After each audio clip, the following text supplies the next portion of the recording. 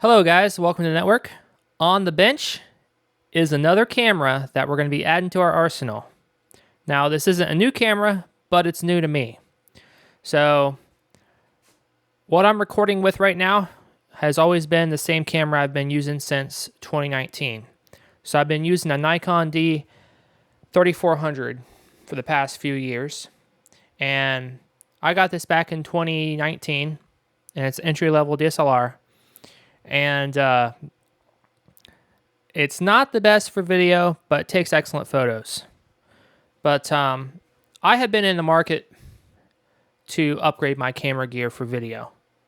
Down the road, I plan on getting a proper camera that is designed for video, such as a Sony FX6 or a Sony A7S III or a LUMIX GH5. There's various options. Now, when it comes to DSLR cameras, Nikon for photos, Sony and Canon for video. Preferably Sony. I'd say Sony's taking the lead now on that. And if you're doing cinematography work, well, that's when you're usually using an Arri Alexa or a Sony Venice. Anyway, guys, on the bench is not the same exact camera, but pretty similar, but with some upgrades, okay? On the bench, I picked up a Nikon D5300. Now, you may be wondering, why did I buy another Nikon? You want a camera for video, right? Correct. However, I do not have the pockets to upgrade to one of these higher-end cameras. So over on the computer, here is the price of the Sony A7S III. This is the body only. This doesn't include a lens, the SD card, or the compact flash express cards, the battery. The base only, you're looking $3,500. Let's add a lens to it. If I want a 24 to 70 mil Sigma, it's going to set me back an additional $900. Battery, set me back $80. And I like to have multiple batteries. If I want a cheaper lens, a 28 to 200 Tamron, $700. If I want to get the proper lens for this camera, the Sony G Master 24 to 70 mil. These are all Sony E-mount lenses that are compatible with the Sony A7S III. $2,300 for the lens alone. If I want a nice long zoom lens, 70 to 200 mil, $1,500 for a Sigma. Now, if I want a camera that's geared just for video only, which I am looking for a video only camera or a camera that is highly optimized and best for video, I get something like a Sony FX6 for $6,000. But if I start getting in them price tags, I can pick up a used Arri Alexa Classic for around the same price. Then I also have to source a lens, of course, but I mean these prices right here, and this is without a lens. $6,000 without a lens. You also got to factor in, you got to have a good sturdy tripod. You got to have the right type of media, which once you start using these type of cameras, you could use an SD card, but ideally the bit rates and stuff you're running at, you have to use like the compact express cards. The CF Express cards, sorry. And look at the prices of these CF Express cards. 160 gig. Shit, you'll eat through that in no time. Almost $300. So it's the same for the Sony A7S III. This uses a CF Express as well, but you can also use your regular SD cards. Just gotta make sure you get the right ones that have the correct write speed. But expensive, very expensive. I do plan on down the road upgrading the camera for video. and then keeping my Nikons for photos. So let me explain why I picked up another Nikon. Let me explain why I did this. So I've been using the D3400 for a few years now, right? And it does all right. It does all right. You know, on some shoots, I'm a little disappointed.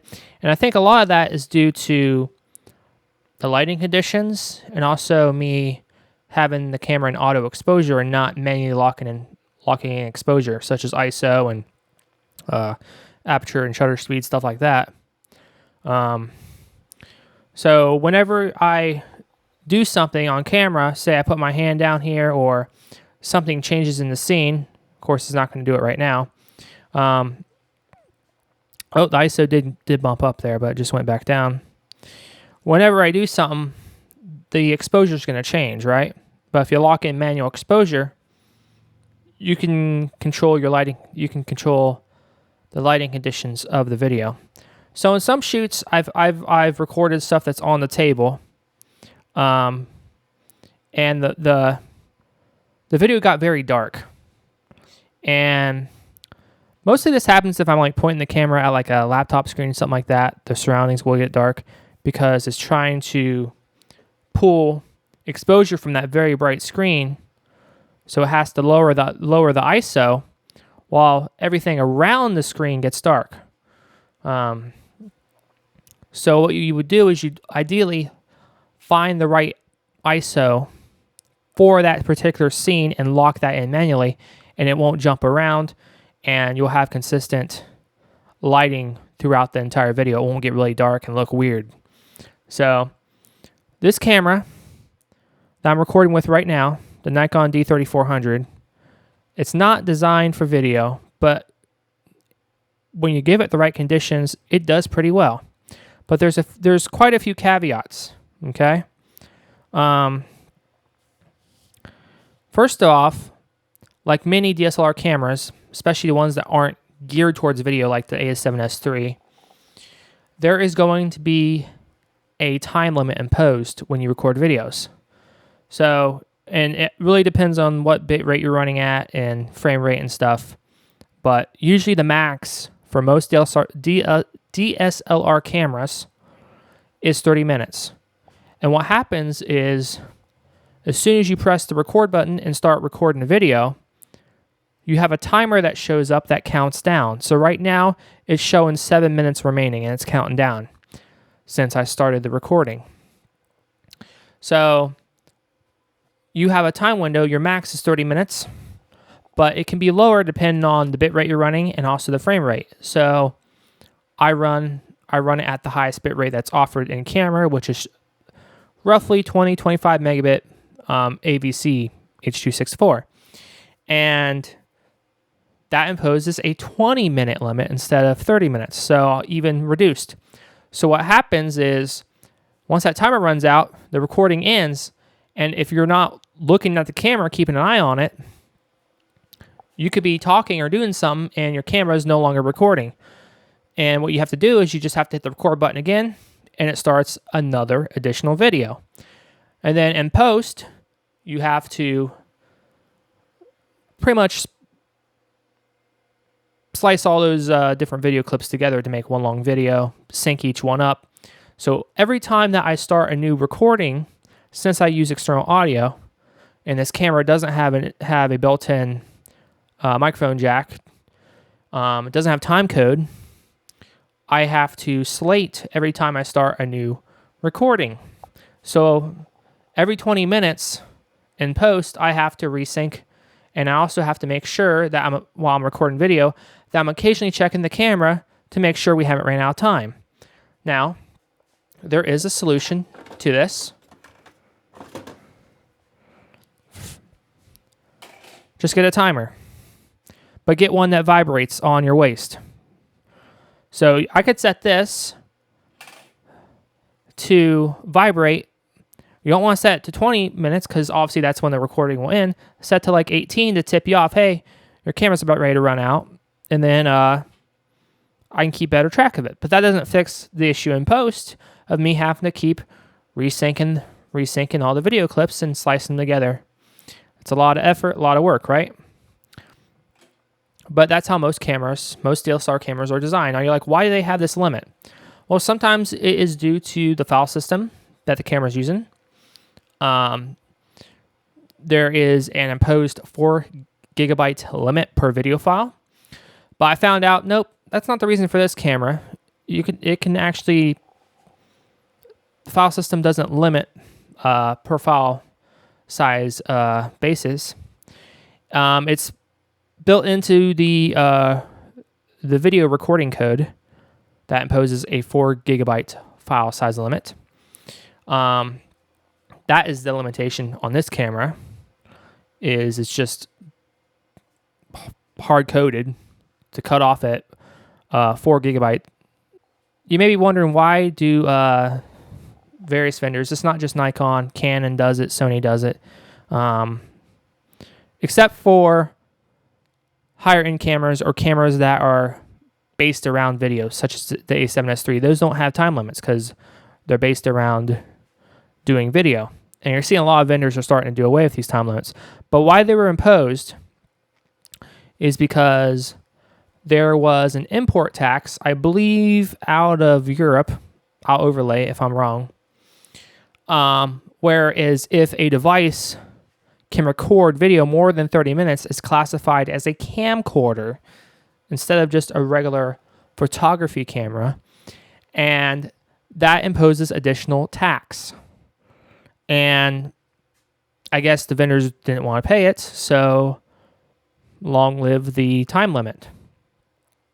Now, there's another workaround with your DSLR cameras. If they have an HDMI output, you can connect them to a capture card or an external recorder and bypass the limit. Here's the thing about that. There is an imposed time limit for the live view of 30 minutes. Now, 30 minutes is better than 20, and you could get higher bit rates and stuff because it'll be up to whatever recorder you're using. But you still have that time issue. So what happens with this camera that I'm using right now, the D3400, is if I use the HDMI output, once 30 minutes are up, it'll show a little countdown of like 15, 14, 13. Like, it'll count down. And then what happens is it just cuts the HDMI signal. The screen goes black. Now, this right here, I'm not sure why they imposed this limit, because this has nothing to do with the import tax or anything. I think the reason that this was enforced, you can change the time limit, but you can only go up to 30 minutes. There's no like unlimited or anything. I think this may have been imposed. I'm just speculating. Maybe because they figure you want to save battery, or maybe you walked away from the camera. I'm not sure. But you can keep that going indefinitely. All you got to do is just occasionally go over to the camera and just lock focus. But you got to do it within the 30-minute window. And you can just keep going on and on and on. Another reason that some may implement such limits is to keep the camera, the sensor, from overheating. I haven't had any issues with that at all with this camera. This camera can run, I can record all day long pretty much. I've recorded like 4-6 hour sessions with it back to back. When the time limit goes up, just hit the record button again and keep going. So I haven't had any issues with that, but that may also be another reason why they also impose that the HDMI output, the live view limit as well. Now, why did I get the D5300 knowing all these issues that I've had with the D3400? Well, guess what? There is a firmware hack for specific Nikon DSLR cameras where you can basically set an unlimited live view timeout. So what happens is, if I spit HDMI out from this camera, it will just keep going and going and going and going. The timer just disappears. Now that is for the HDMI output. That's not for recording internally. But there's also, on the firmware hack, you can also do additional higher bit rates, although you have a lower time. Now, for internal recording, they haven't been able to get the timeout to go any higher. They've only removed the time limit for the live view, which is the HDMI output. And the reason for this is they discovered that the limit isn't due to the file system that the camera is using or formatting the SD card as. It's more due to the actual internal processor's movie code. So the encoder that's actually encoding the video codec on the camera that imposes this per file limit. And they haven't really found a way around it. They have found ways to bump the bit rate up from 20 meg all the way up to, I've seen, like 64 meg or whatever, which is a considerable increase in bit rate. However, with these higher bit rates, you slice your time limit down because you're going to hit that 4 gigabyte window a lot faster. So it's kind of a push and pull. It's like, what do you want? Do you want the higher bit rate with less time limit? Or do you want to go with the lower bit rate, 20 meg, but push all the way out to 20 minutes instead of, say, 10 or 8 minutes or whatever it is? So this camera here can get the firmware hack. And in this video, we will apply the firmware hack to this.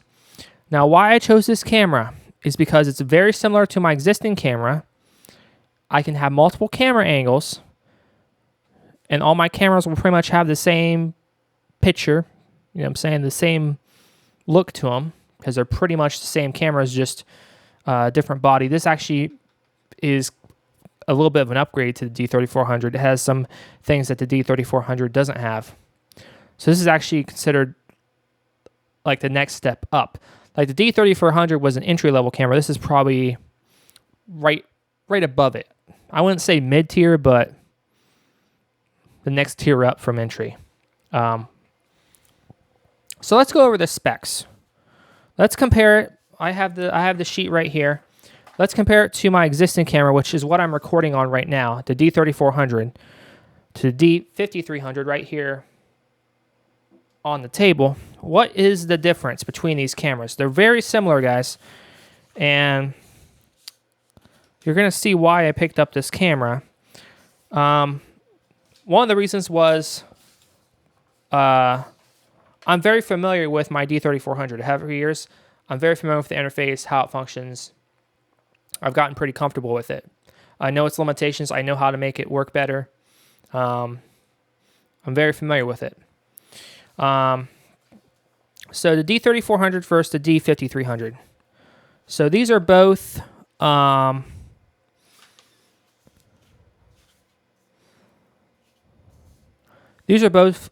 compact SLR. They're both DSLR cameras.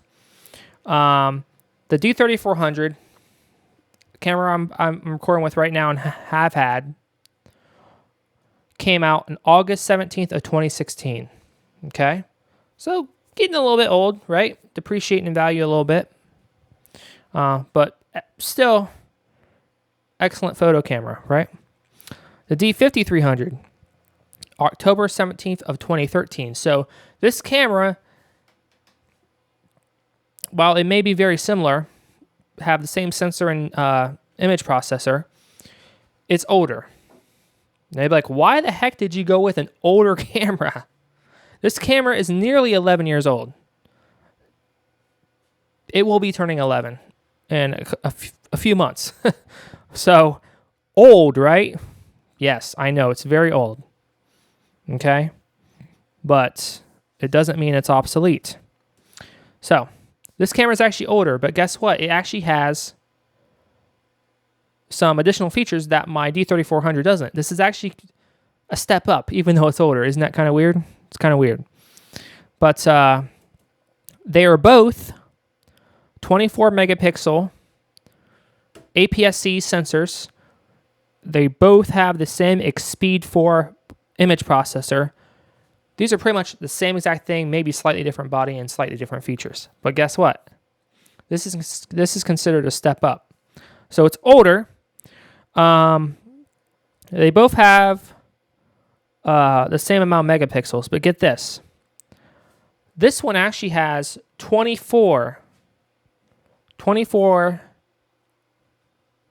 million photo sites versus the D3400 actually has 25 million. So what the heck does that mean? Well, for the actual sensor, the sensor in both of these is APS-C, the same exact size of 23.5 by 15.6 mil. So the sensor on both of these is the same size, but the camera I have right now has about 1 million more photo sites. Now that can be a good thing or a bad thing depending on the situation. The good thing is that effectively means it has more,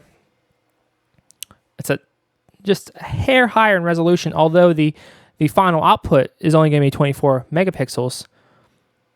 Shooting with a higher megapixel sensor, you're going to get a slightly better image in certain situations, especially if you're outside. Now,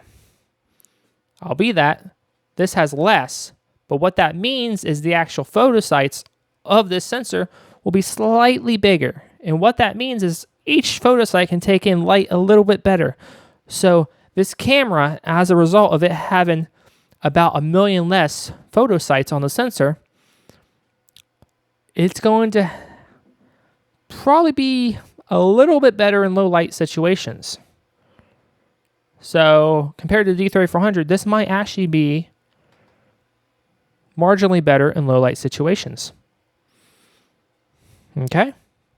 They're both CMOS sensors, identical sensors, okay? Now, if we look at ISO, this is different. Now, the D3400 can go up to 25,600 ISO with a base of 100. The D5300 can go up to 12,800 ISO with a base of 100. But it can go up to the 25,600 with boost. Same white balance presets. Both can do RAW. We're trying to find what is different about them versus what's the same. They're both Nikon F mounts, so the lens that I can swap the lens between them. They're compatible. The screen. So the D3400 has a 3-inch screen. The D5300, this camera right here, has a 3.2-inch screen.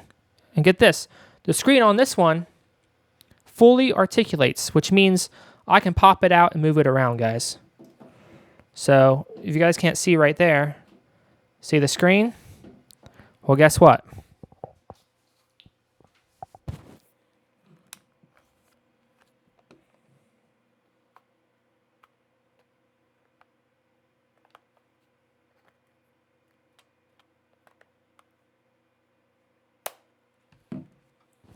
You can spin that all the way around if I wouldn't have the connector plug undone. But anyway, this screen can spin all the way around. So if you're taking like a selfie or you're vlogging, you can see yourself. You can't do that on the D3400. It's fixed. So the screen is an upgrade, guys. Older camera, right?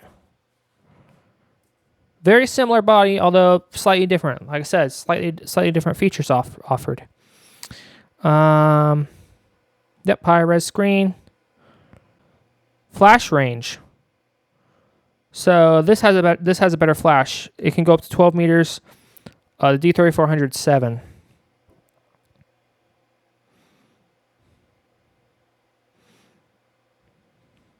This also has a 3.5 mil mic input. So if you want to do external recorder into the camera, or you want to do time code, you can do that with this camera, which I do plan on doing time code. I'm just looking through everything, seeing if anything else looks different.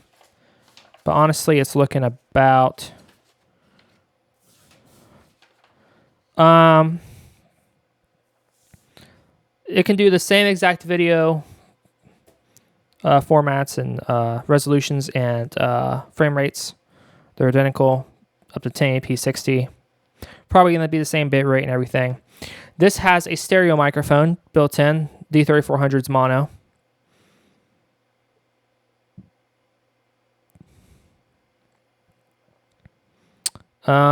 They both can support remote controls.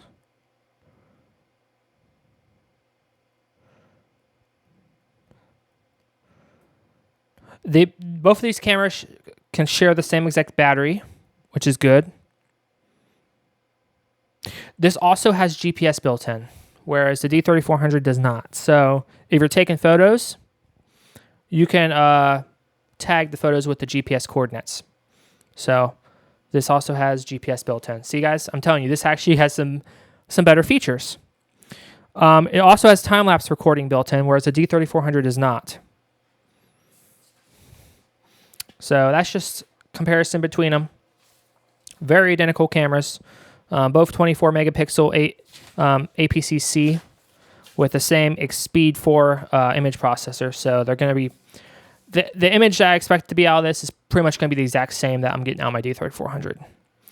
But the reason I picked it up is it has some slight upgrades. Even though it's an older camera, it has some slight upgrades to my existing camera. It can act as a secondary camera, or my D3400 can become the secondary camera. And you can apply a firmware hack to this, so I can start recording into my computer via HDMI capture card. I have an Elgato cam link, and don't have to worry about any time limits. I can just set and go. Once I apply that firmware hack, we can just record all day long. I can have my D3400 on a tripod in a different camera angle. Things will be splendid. And if I like this camera enough, until I have the pockets to get an A7S III or an FX6 or whatever, which I plan on doing, but it's not going to be soon. It's going to be down the road at least a couple years, okay? Because there's other stuff that's in the plans to get done before the camera. But this right here will give me many benefits. I won't have to worry about that time limit, and plus I have pretty much an additional camera angle. I'm very familiar with Nikon already, so I'm comfortable with it. And I can have multiple camera angles. So when I'm recording a video, I can have the back view of a desktop, the front view, side views, maybe top views. So if this works out pretty well, I'm able to get that time limit removed on the live view, then I might pick up a couple more of these D3400s. And then as far as exposure issues, I'll play around in manual mode and find the right ISO I should be shooting at and all that stuff.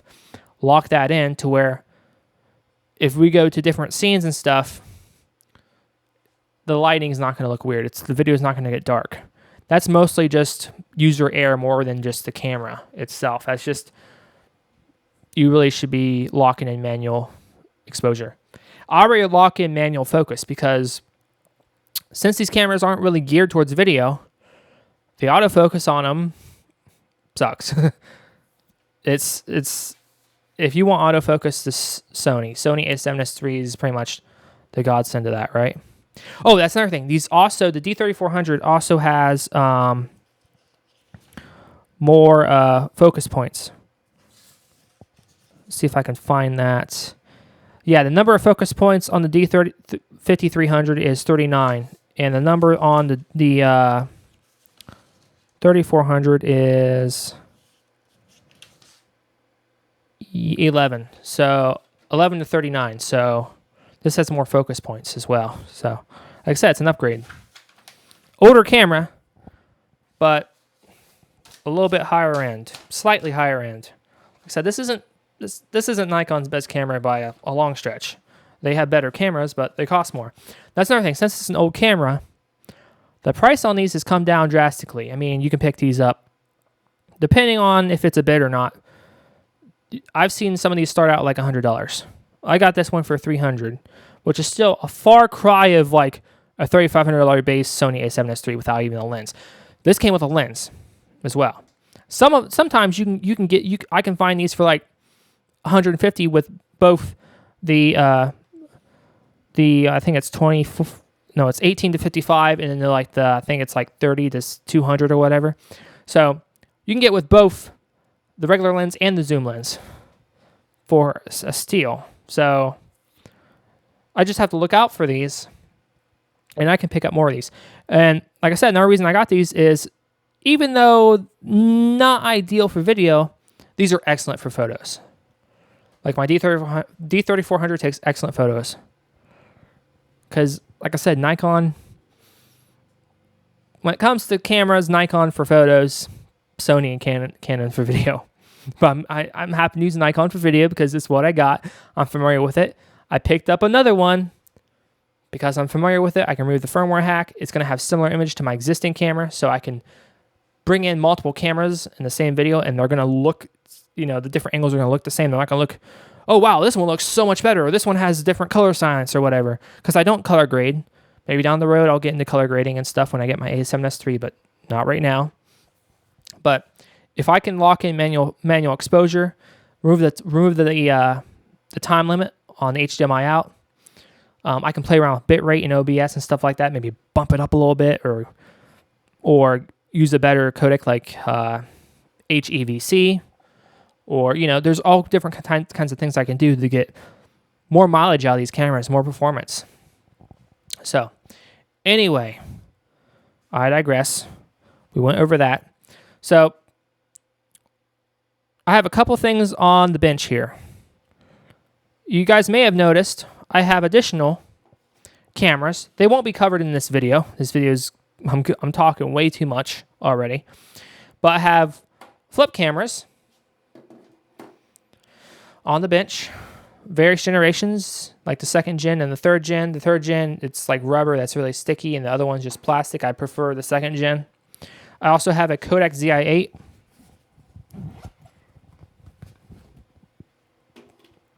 A Kodak ZI8. So we're going to look at these cameras later in another video and see how these bad boys performed. I remember using these flip cameras when I was back in school.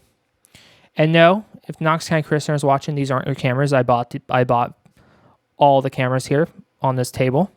Bought both those flip cameras. We'll be looking at those in a later video. Got several batteries. I got batteries that are mine and batteries that came with the D5300. I also got the AC adapter. What this allows you to do is this allows you to pretty much run your camera off of wall power, so you don't have to worry about running out of battery. So that's another issue is, if you're recording, the battery lasts, I'd say, about an hour. About an hour if you're recording, I'd say, give or take. But if you pop that in, it will do live view hack to where there's no limit. We'll be able to go all day. You don't have to worry about swapping batteries out. So I've had this power adapter for my existing camera, but since the D5300 takes the same battery, that adapter will also work with it, guys. So anyway, let's get on to the camera. I have an SD card here. So I have an SD card here. This is just the old one that I used in my camera. I've replaced it with the 256 gig one now. But I'll use this one for right now on this camera just to be able to update the firmware and change some settings, because you can't unlock all the settings unless you have an SD card in. But I do have a new SD card coming for it soon. It will be another 256 gig SD card. Even though I won't probably do much internal recording at all. Might take some photos with it, but it'll mostly be a camera that spits out the HDMI. So I got an SD card there for it that will be able to pop in the unit. Let's take a look at this camera, guys. So on the side here, I'll be able to open up. Let me adjust your camera angle so you guys can see this camera better, because you guys can't see it from up above like that. Oh, look at that. I don't think I could pick a better angle than that. So there she is, the D3400. This has a 18 to 55 mil lens on it. It's a Nikon DXVR. Pretty similar to the lens I got on my camera already. but it doesn't have this stuff on the side. So VR is like vibration resistance or whatever. So good idea to keep that on. The A and M signifies if you want to use auto or manual focus. If you put this in M and you try to press down on the sensor when you're in autofocus, it will not focus. So ideally you just want to keep that on A. On the side here, we have our I/O, and that will allow you access to the mini HDMI port, the USB 2.0, I believe, the 3.5mm input, and there's also, I believe, an AV port, which I don't have the cable for that. You can change your lens by pressing this button here on the side, holding it down, take your lens off. Function button, I believe there's a flash button on the back.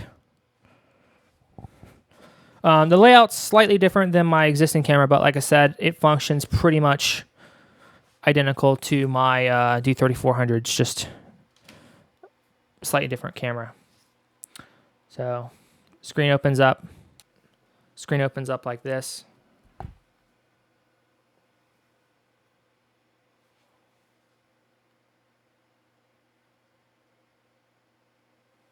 And there's the screen.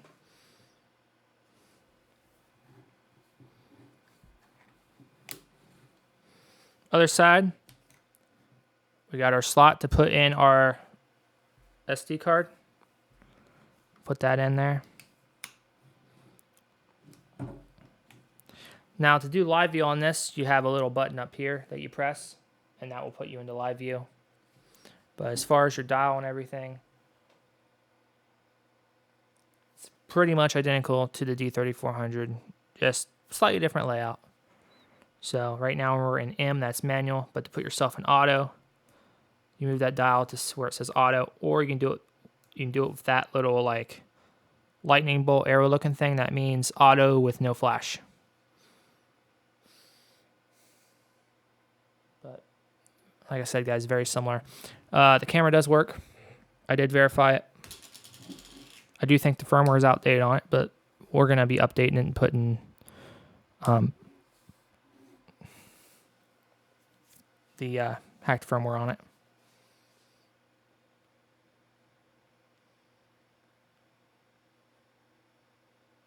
That's what it looks like, guys. If I go into live view, oh, you can't do anything unless you open your lens up and unlock it. But as you guys can see, we're in ISO 5000, though it's looking at there we go. The strap was covering it. If I go into live view, the camera does indeed work. So there's that, guys. So first things first is we want to we're going to want to do the firmware hack. There should be a way on here to see. Oops, didn't mean to open that. There should be a way to see the firmware on this.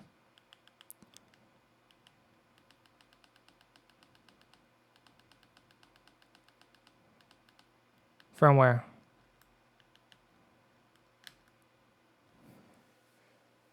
Firmware is 1.0.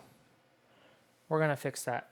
So guys, what we're going to do is I actually got a capture card, some capture cards. I have quite a few of them.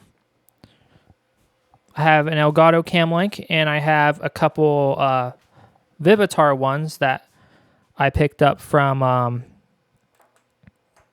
You can get them at Walmart for $20, but I actually got like 3 of them for like $6 or $7 a pop. That's going to be in our video where I go over capture cards, but let's go ahead and spit this camera into the computer here.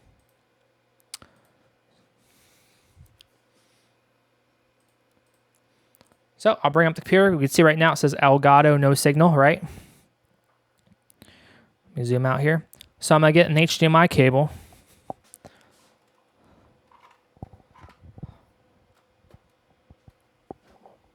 Watch this, guys. It's going to be pretty cool. And I'm going to connect it. Here's the HDMI cable, guys. You need an HDMI mini to regular, which I have. And it connects into the side, guys. So I'm going to go ahead and do that. Just give me a second.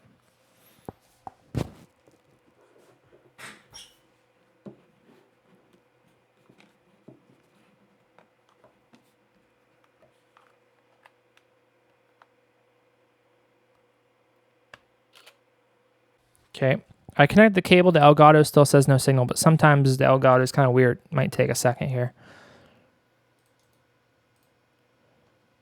There we go. Oh. Now if you guys can see on the video, right now it's showing the image out of the D3400.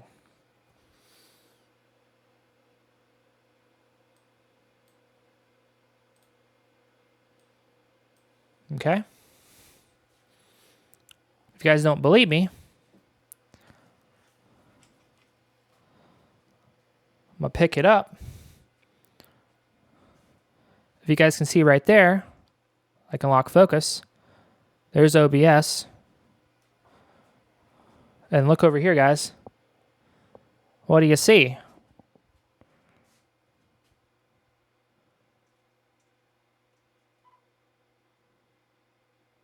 There's the current camera in all its former glory.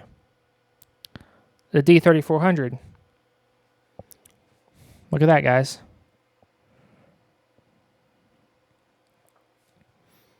Okay. So let me go into the menu on this. Set this bad boy down. We'll go into the menu. And as you guys can see, we got firmware version. Tap on that. It says 1.0. Okay. Now this camera is showing it's got low battery, so I'll have to swap that out. One of mine. I do need to mark what batteries are mine, what batteries came with this camera. It says 1.0. So if we go over to the computer, guys, here is the site to where you apply the firmware patch or hack, whatever you want to call it. And you see we have a 5300, right? D5300. And it's expecting firmware version 1.03. And we have, what, 1.0? So this camera needs to be updated. And then we need to apply this patch. So we're going to read the instructions right here on how to apply the firmware hack. So let's go ahead and do that, guys. So this site's no longer up, but with the help of Web Archive, we can bring it back up. So step-by-step example of how to use Nikon patch.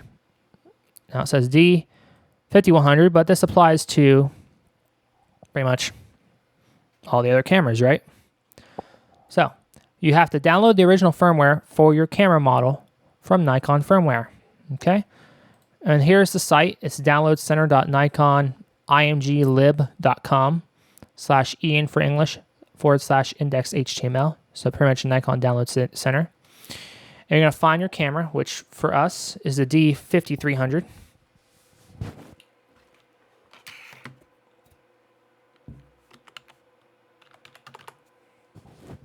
And we'll click on it like so. We'll click search. Give that a second. There is our camera. Click on firmware. And as you guys can see right here, the D5300 firmware is version 1.03, released in 2018. Click view download page. Agree to the agreement, license agreement, and hit download.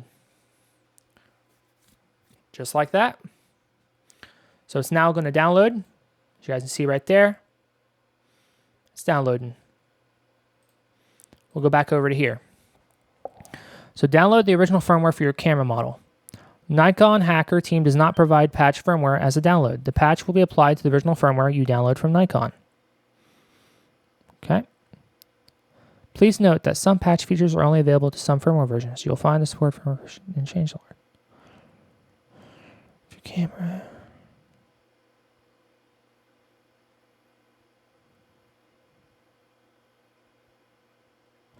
Open the firmware bundle package, the exe or DMG, to get the bin file from inside.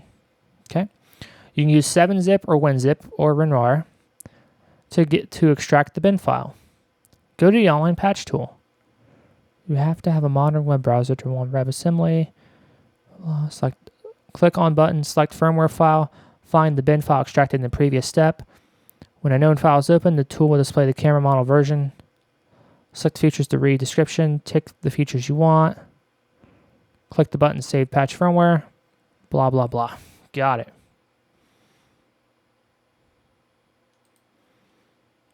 Okay. So we got it downloaded. So now what we do is we go to File Explorer. We're going to go to Downloads. We're going to take this, and we're going to click 7-zip, open archive. You can see right in here we got the D5300 update, and there is our bin. So we're going to take this out. I'm just going to make a new folder. We're just going to call it Nikon.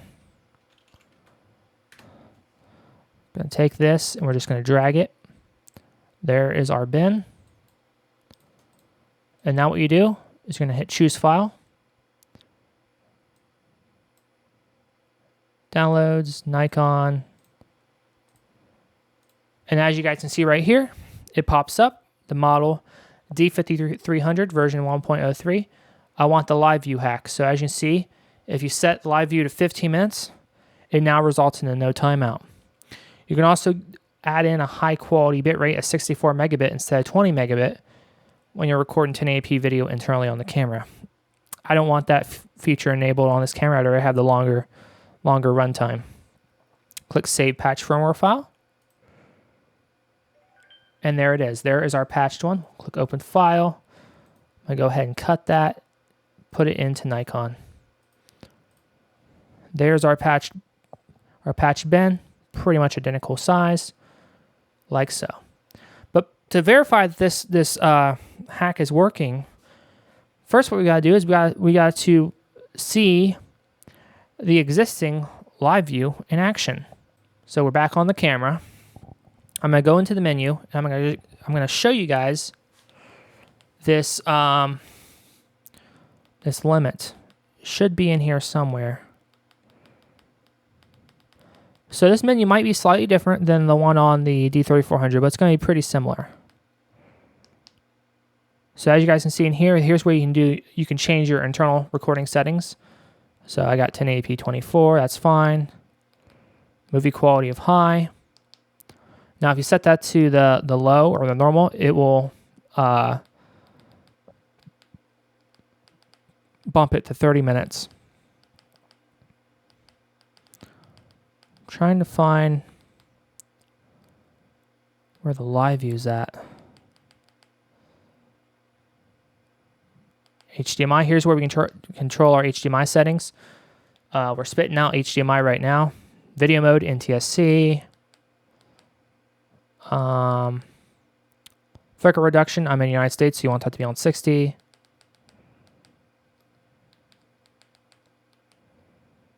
Image quality storage folder.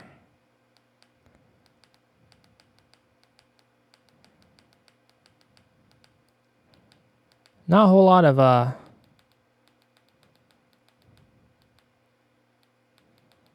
not sure where the live view menu is at on this system.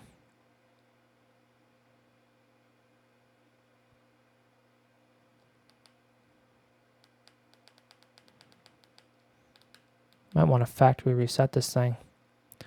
Retouch, recent. It should be in here somewhere, guys. I'm not sure where it's...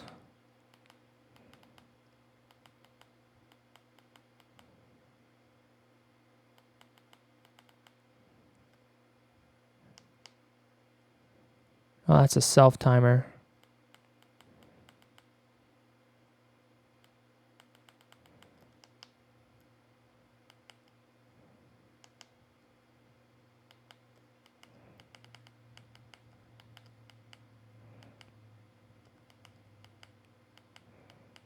Wi-Fi is off. I think you can't do much until this SD card's formatted. So let's go ahead and do that, guys. I got that memory card in there. It should be in there. Let's see. Yeah, that memory card's in there. I'm going to go ahead and format that memory card. There's nothing on it.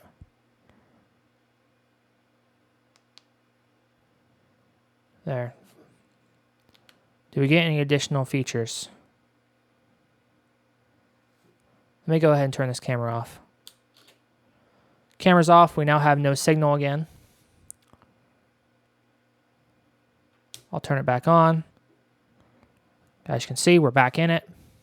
Let's go to the menu and see if anything's changed.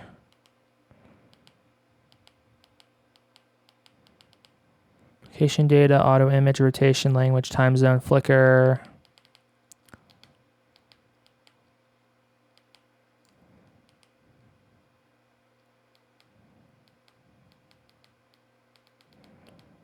Where is the... Okay, so I changed the battery out. This one is showing, halfway. We'll go back into the menu. Now, it says that this stuff is actually in the custom setting menu, so, derp.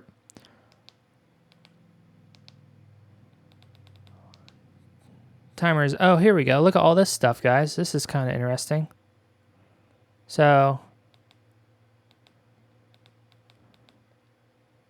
there's our beep. I don't want that. So every time I was focusing, it would beep. I don't want that. Here, let me put that back on so you guys can hear what I'm talking about. What I'm talking about. So here's our auto of timers. It should be this right here. Okay, so right here. So this is where you can choose how long the right here, live view. Oops, I didn't mean to do that. I meant to go into it. Here we go. So as you guys can see, you can only go up to 30 minutes, right? Well, the firmware hack, we're going to remove that. But just for demonstration's sake, I'm going to set this to 5 minutes, just to show you this, just to effectively show you about the timeout and how it works. We'll hit the OK, so we're done with it. And then I'm going to go back out of the menu, and then go into live view.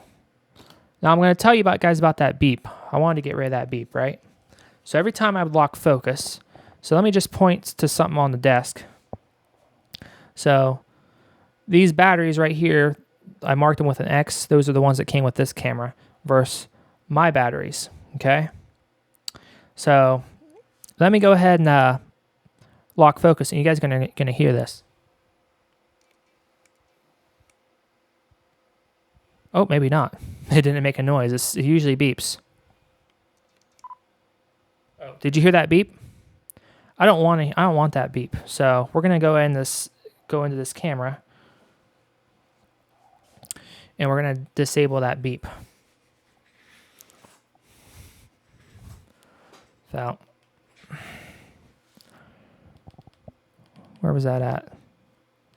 That was in here. Of all places, this doesn't make any sense, but I hit off, and now we back out of this menu. We're back into here. Now let's see if it makes a beep now.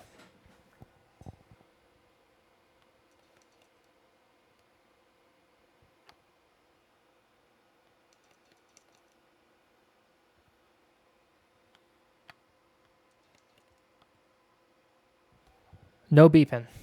That fixes that, guys. Beautiful. Okay. So what I'm going to do is I'm just going to let this camera sit here. Let me just point it at something, guys.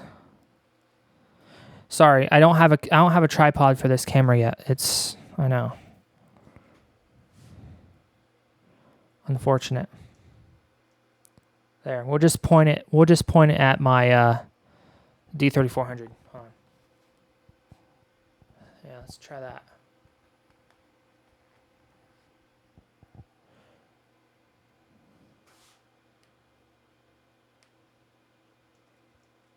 It's showing low battery again. Damn. I could swear I charge these batteries. Hopefully we got enough battery left. So what I'm going to do is I'm just going to point this at the right there. And as long as you do not touch focus or do any settings, like you move the camera around, but if you don't touch focus or mess with any settings or anything, after 10 minutes or whatever we set, I can't remember, I think it was 10 minutes. What will happen is it will lose live view. So when that happens, I'll show you guys what that does. That's if we don't run out of battery first. I better put this on the charger. I'm not touching the camera, moving it, but I'm going to put stuff in front of it. Oh, I can't lock focus. I'm sorry, guys, because if I lock focus, you know what will happen, right? The timer resets every time you lock focus.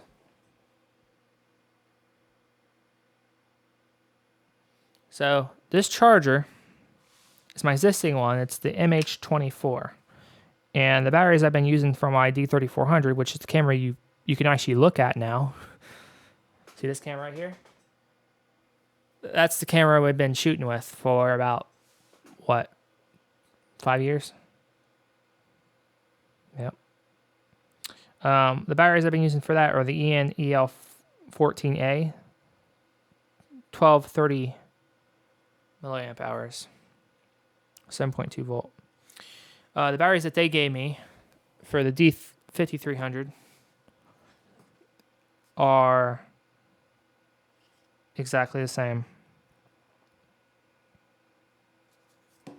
So my charger will work with those. But he's got a different charger, guys. He's got this, oh wow, it's not even a Nikon branded one. It looks like an off-brand. Hold on. This is a video/digital camera travel charger. Yeah.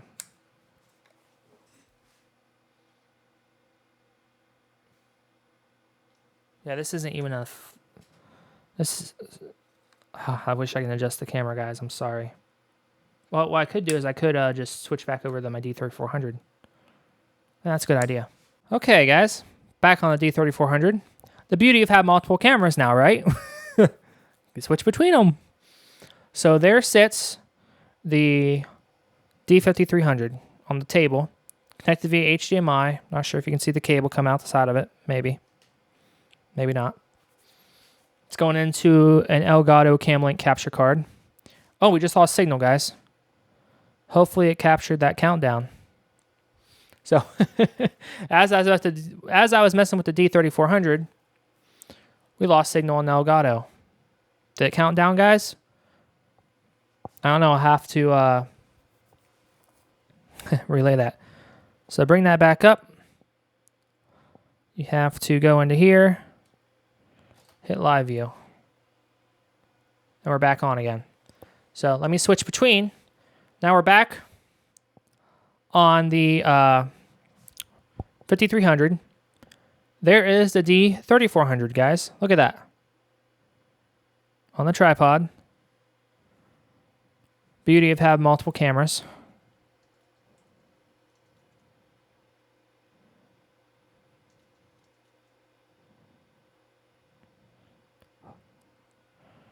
There is the D3400. Look at that, guys. This is kind of cool. I'm about to get a couple more of these cameras to play around with. But anyway, we'll switch back to the D3400. I'll just leave that like that.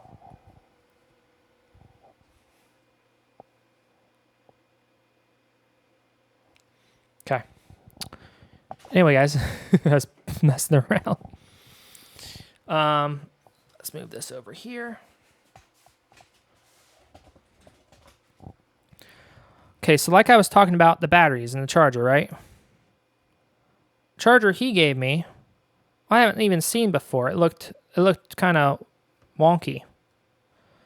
Well, here's my charger that I use, right? This is a Nikon MH24, and this is for the EL14A batteries. Well, this is the charger he gave me for the 5300, because of course this camera is almost 11 years old, the D5300 I'm talking about. I had to buy that one used off eBay. Now my D3400, this camera right here, I bought brand new on Amazon back in 2019. And the camera is a 2016 model. This camera right here doesn't have Nikon on it. It just says Video Digital Camera Travel Charger. So see guys right there? There you guys go. This is the one he gave me. It says fits Nike EL14. This is the actual charger you should use, guys. This is the official OEM one. So actually, I'm going to go ahead and plug that in and charge some batteries, because I need to charge some batteries, and I'm going to charge these other two as well, which I mark these ones with X's, so I know those are the ones I got from the D5300. So the age of these are probably a lot older than the age of mine. These are the ones I know where these came from. These are legit. They look legit, but still, I marked them. Now, if I get another D5300, I'll mark those as well. So yeah, while I was playing around with the the 3400, it's going to become a tongue twister having these different cameras and models. We lost signal on our 5300 going in the capture card, so I didn't really get to demonstrate that, but we'll let it time out again. It doesn't lose battery. I'll try to keep an eye on it. So you're also going to need, not only do we have our SD card, but we're also going to need an SD card reader. So here we got just a little USB 3.0 Transcend SD card reader that will move the patch firmware over to. Okay. So for that AC adapter, I have it right here. It's the Nikon EH-5D. And this just emulates a battery pack, guys.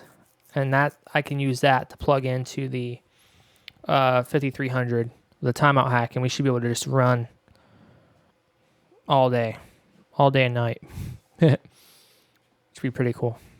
Okay, so we're back on the D5300. Got it right. And I reviewed the footage, and it doesn't appear that the D5300 shows the countdown timer on the HDMI feed like it does on the 3400. So it works slightly different. Now, I wasn't really paying attention to the actual screen on the D5300 itself, but I'm pretty sure it probably showed it on there. Just like on the D5300 right now, it shows the low battery icon, but you guys can't see that on the HDMI feed. So it shows certain things on the screen that it doesn't show on the HDMI feed unless you want it to show by pressing the info button like that. So see how you guys can see like the shutter speed and the ISO and stuff now? And the battery showing low again, the dreaded low. Worst comes to worst, I'll throw the AC adapter on it. I think all these batteries need to be charged. Anyway, throw that back on. There we go. So anyway, before we do the firmware update, of course, we want to make sure this thing has a good battery. So I will swap that out because that's kind of concerning. But anyway, guys, you can see that it is indeed losing the feed. The feed's going out after a certain amount of time, right? And I didn't sit here and time it, but it probably was the 5 or 10 minutes that we set it to. So the D5300 did not show the countdown timer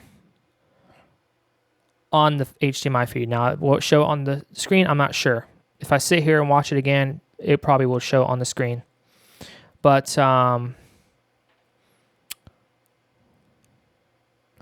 another neat feature about the D5300 versus the 3400 is when you spit out HDMI, the screen still displays on itself, on the camera itself. It still displays. So right now on the screen, I can actually see my focus point and move it around and lock focus, where on the D3400, it turns off the display when you hook up HDMI. So you can't see anything. So if you want to see where your focus point's at, you have to display this. Now see how you guys can see the focus point, and I can move it around. Like say I want to focus on this keyboard. See how I did that? Or say I want to move it up. That'd be nice if this had a touchscreen. Does it have a touchscreen? No, it doesn't. That would be nice. I know the A7S III has a touchscreen. This had touchscreen. Shit, there we go. So I locked on Acer now. And I do have this camera in manual focus. I recommend running manual focus. But it's just laying on the table. So yeah, it's not going to be the best point of view there. But yeah, to be able to see that focus point on the D3400 when I'm spitting out HDMI, I have to display this. Whereas, guys, I can keep this like this, regular full video for you guys, and I can see that focus point, and I can move it back down, and you guys don't even see that on the video. I can move it back down and lock focus on that keyboard again, and I don't have to keep switching between menus.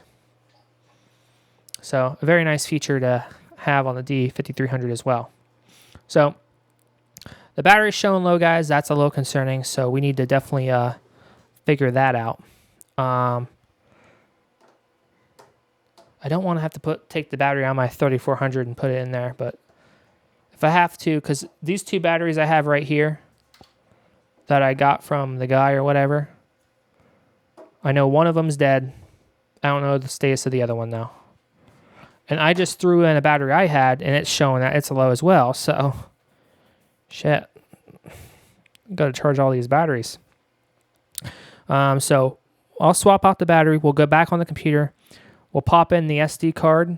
Take the SD card out of the camera. Pop it into an SD card reader. See, there's an SD card reader. I'll pop it into this SD card reader.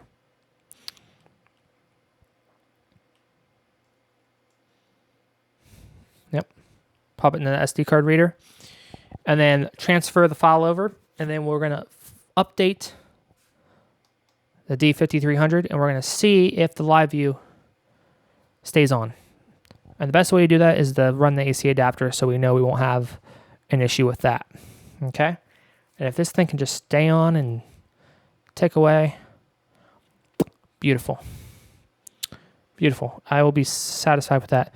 Then we also got to go through all the settings on this camera and match them up with my D3400. So make sure everything is kosher there. Okay, guys? And finally, we can do just a test of multiple camera angles. This will be fun. Okay, so we're back on the computer. I'm going to take the SD card out of the camera. I should probably turn the camera off before I do this. So let me get it out of live view, and let me turn it off. I'll pop the SD card out. I don't have this on camera. I could turn on my other camera and point it at it, but it's very self-explanatory what I'm doing. Just popping the SD card out, putting it in an SD card reader, and then popping it into the computer.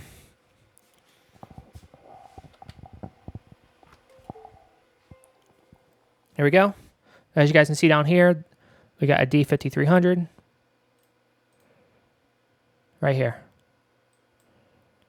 Nikon D5300. No photos on it.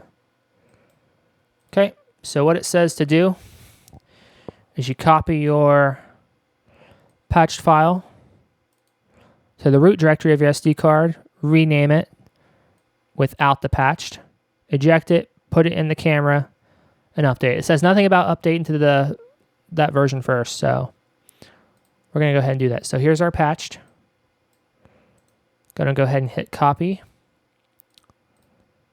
We're on our Nikon D5300, guys. Paste. We're going to rename it.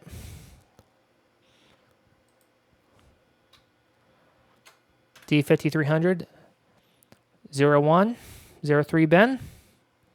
Just like so. So that's our patched. Go back out. Click on this. Hit eject.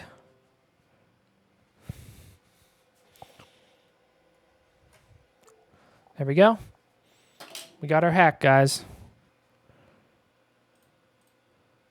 Now, on the camera itself, I'm going to swap out that battery for hopefully one that has some charge or something, guys.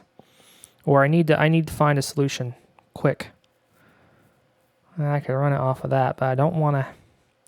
The thing about using the AC adapter is there's going to be a cable hanging out at the bottom of the battery tray, and that's fine if the camera's on a tripod. The camera's not on a tripod, and that's the crappy thing. Yeah, I could take the quick release off my D3400, but I don't want to go through all that hassle. I do have a tripod coming for this camera. It's just not here yet, along with an SD card for it. Yeah, I'm gonna try both these batteries, see what they look like. Switch back over the camera. Look at that battery life, guys. I think that'll work. It always does that though when I turn it on. So we're gonna go into the menu now.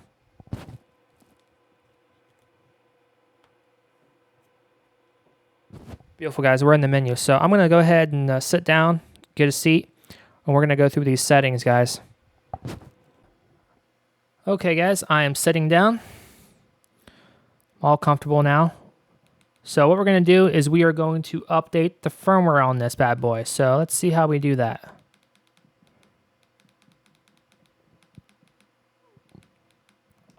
So we got firmware up. Firmware version is 1.0, right? So you guys can see right here, there's an update option. Shall we try and see if things explode? What do you guys think? Do you think things are going to explode? We'll find out. We're going to hit update. As you guys can see, current 1.0 going to 1.03, so it picks that up. I'm going to hit yes. And now it's updating. Although you guys cannot see this.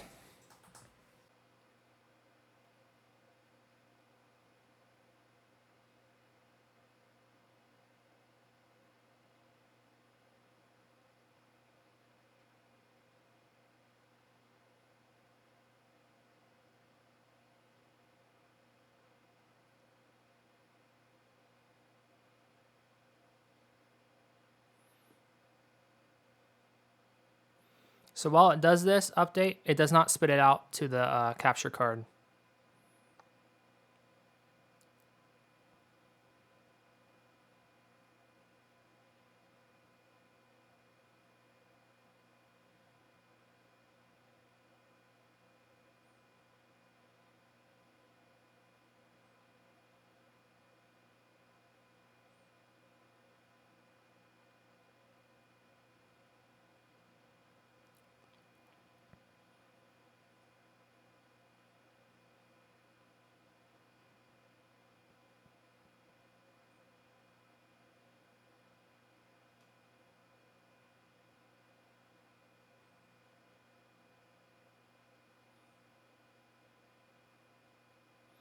So you guys can see how long this takes. Just takes a couple minutes to complete.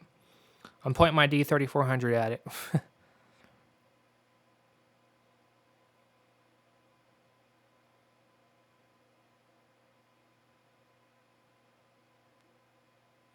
Update complete. Turn camera off.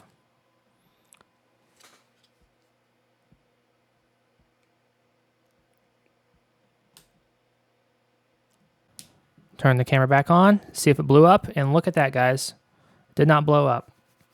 Go into our menu, verify firmware version, and look at that. 1.03, guys. Just like that. Now, it still says update. It's going to say that because it sees that bin file sitting on the drive, which we'll delete that later. But now what we got to do is we got to set all these settings. Now, guys, I'd like to know how the factory reset this thing completely. It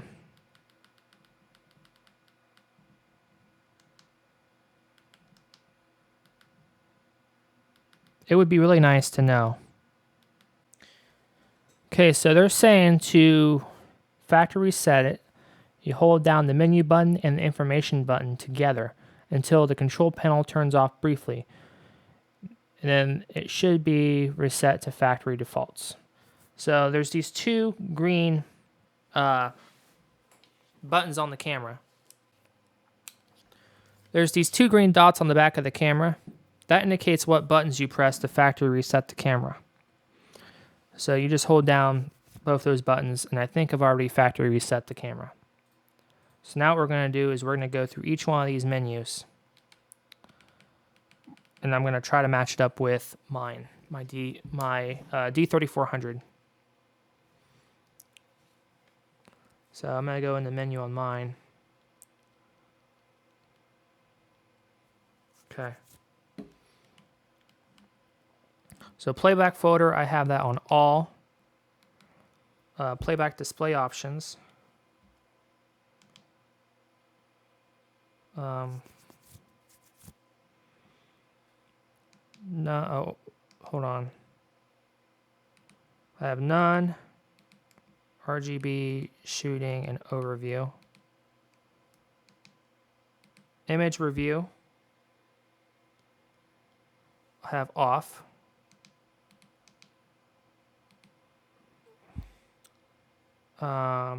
Rotate tall, I have on.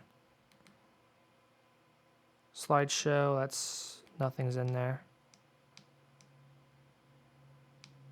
Oh. DPOP, I don't think I have that. Rating. So that's all that's in that. Shooting menu.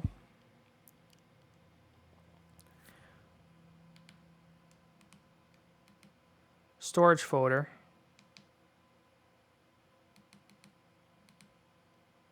Oh, you can make new folders. Like if you're out and about, say you're at a different event than yesterday or whatever, you can make a new folder. So one day you could say fair, next day you can say theater performance or whatever. Next day you can say wedding. So it'll put photos in on out into a separate folder. That's fine where that's at. I'm fine with that. Image quality, you want to change this to JPEG fine. You can also do RAW. I don't recommend that unless you have a big SD card and it's fast enough for it. But JPEG fine is just fine. Image size, you want to keep that on large. That's the full 24 megapixel. NEF RAW recording, keep that on 14-bit. White balance, I do like to change that, but we'll change that later. Set picture control, that's fine. Color space, manage picture control. Auto distortion control, won't let me mess with that. I do have that set to off for auto distortion control. It looks like it's already off. Color space is sRGB. Yep. Long exposure noise reduction.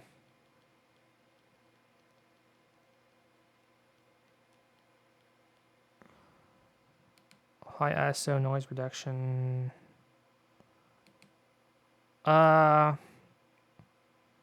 This is if you want to apply noise reduction when you're running a high ISO.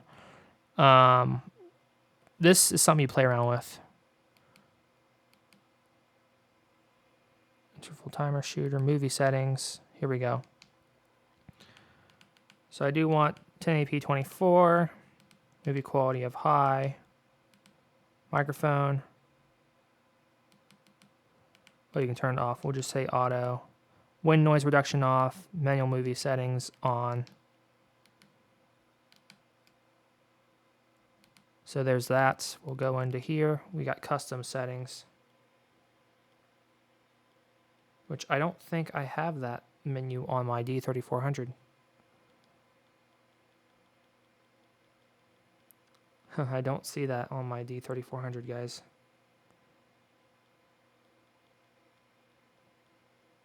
But I do see an option that says reset all settings on my D3400. Ain't that funny? I see a retouch menu, but that's not it. Huh. Okay, guys. So we'll keep going through it. We got autofocus. AFC priority selection. Got focus and release. I'm not sure what the difference is. This is when I should probably go pull the manual on, huh? Oh, you can change your focus points. So if I want this to act just like my 3400, I could put it on 11. But I have 39 right now. I'm going to play around with that. I'll keep it on 39. Built-in AF-assist illuminator.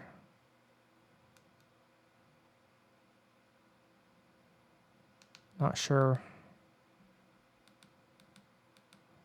So we got our auto off timers. Now here's where we'll apply our firmware hack. So it says on your live view, you want to set this to, you want to set this to 15 minutes. And now it should apply the hack.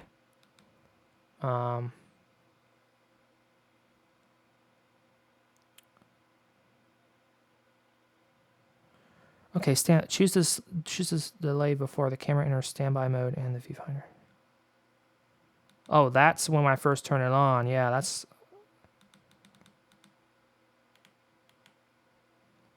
Yeah, okay. Remember how I tell you when I first turn the camera on?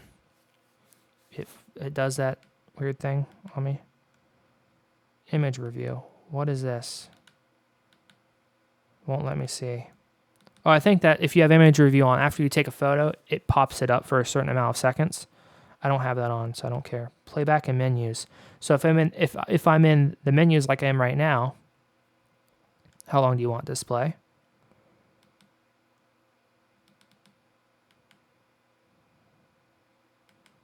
Probably fine with 5 minutes. See, I wish that, see how that question mark shows up on standby timer? That should show up on all these options, Nikon. Come on, guys. Self timer.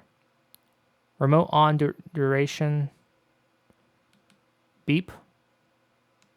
I don't want that beep. Viewfinder grid display. ISO display.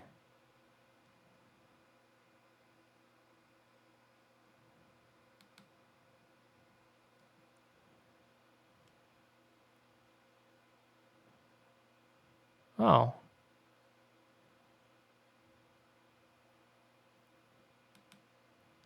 That's cool.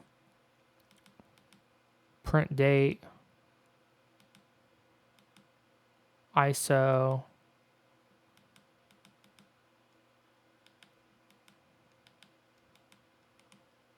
We already did our memory card, monitor brightness. This, since this is going to just be an HDMI fed camera, I can turn this down.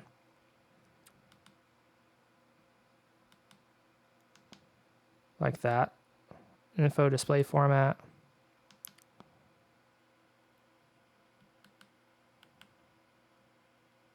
So for auto, I want it to be, here's where you can choose your different menus. I like that one. There we go. Back me out. Auto info display. What does that mean? Choose on to turn the information display on when the shutter release button is pressed halfway or released. Oh. Clean image sensor. Oh. Clean at startup and shutdown. So automatically cleans it.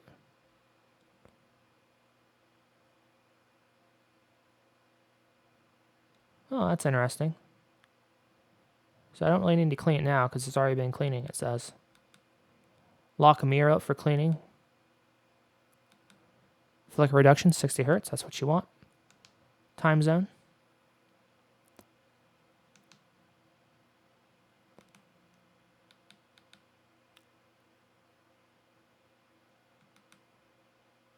Time right now. Yeah, that's the correct time.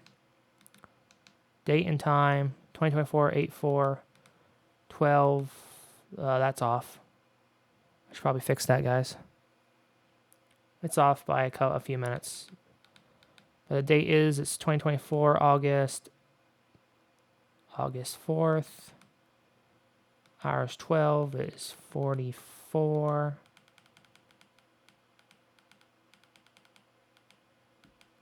Actually, let's go ahead and adjust this.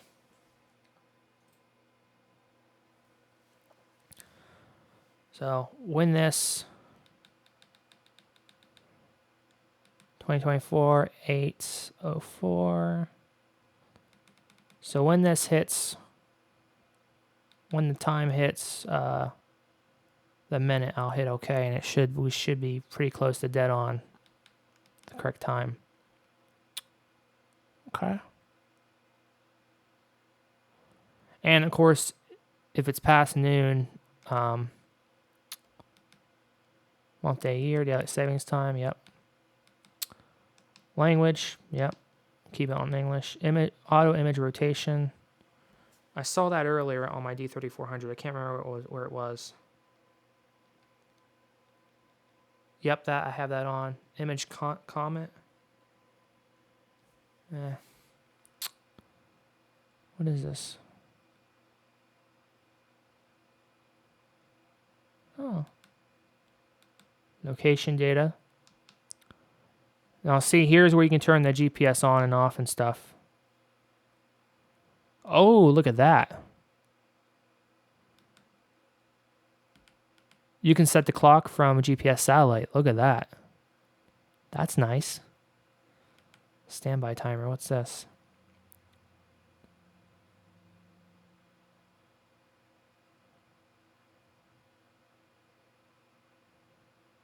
Oh.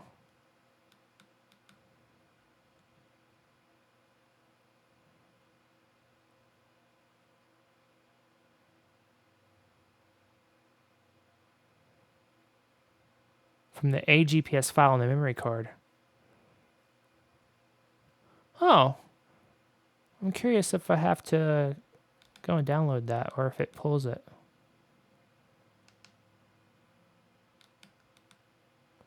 Video mode, NTSC, HDMI, 1080p, device control on. Yep. Exactly what we want, guys. Remote control. Oh. So this does have a remote control that you can use with it to remotely take photos or record videos. Pretty cool. It's pretty nice. Sign FN button. Oh, there's also a function button on it too. We'll leave that stuff defaults. Wi-Fi's off, conformity marking, firmware version. Yep. Okay, guys, I don't see anything else that really needs to be adjusted right now. Back out of the menu. Oh, look at that, guys. We got a different menu now. And look at all those focus points we have available. Just a plethora, however you say that word, of options available. I like it. I like it. I will have to match up some things. So we got fine. Focus mode is AFA. So that's auto server AF. Is that the focus mode that I use on mine? I don't know. Yes. I use auto server AF. Yep, that's fine. AF area mode. I use another single point, dynamic. There's auto area AF. Oh, look at these are your different options for your autofocus area mode. Single point AF. The camera focuses on the subject and the selected focus point. Dynamic. If the subject briefly leaves the selected focus point, the camera will focus based on information from surrounding focus points. Choose from the number of focus points from 9, 21, or 39. Wow. Wow. 3D tracking. If the composition is changed after the camera's focus, the camera will automatically track the subject and choose a new focus point, making it easier to change the composition when using autofocus.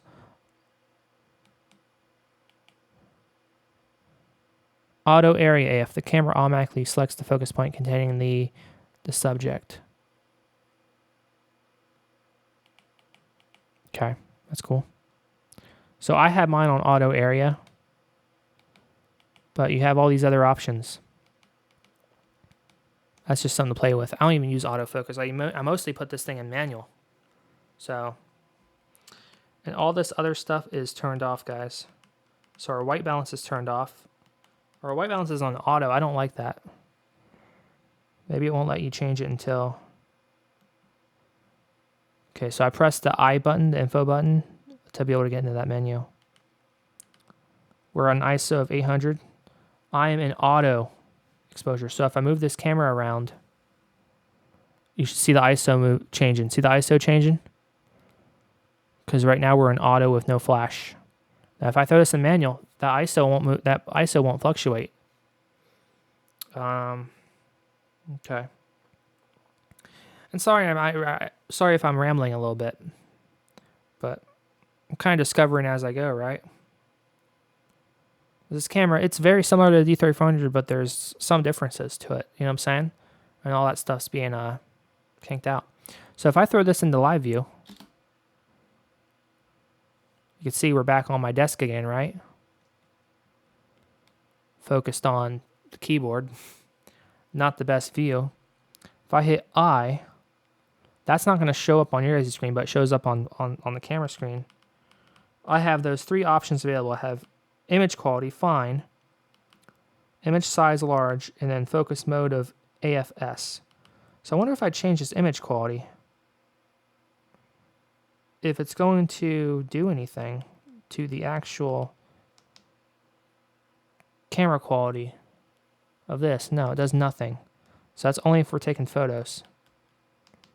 So, but you can change it on the fly. Say you want to take a photo for social media, you don't want a big file. Okay. What if I press this info button? Can I change anything? No, that just displays the additional information for you guys. So you can see up the top left-hand corner, we're in auto, no flash, full battery, that's good.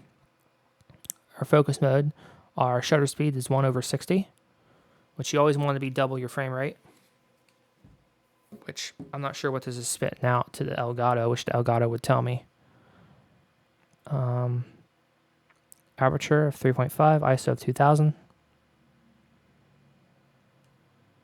But it takes away the grid lines. That brings all this other stuff up. So see, our white balance says auto.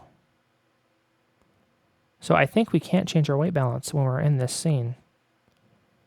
So I think we got to throw this camera into manual, guys. So what I just did is, if you look at the top left-hand corner, see how it says M?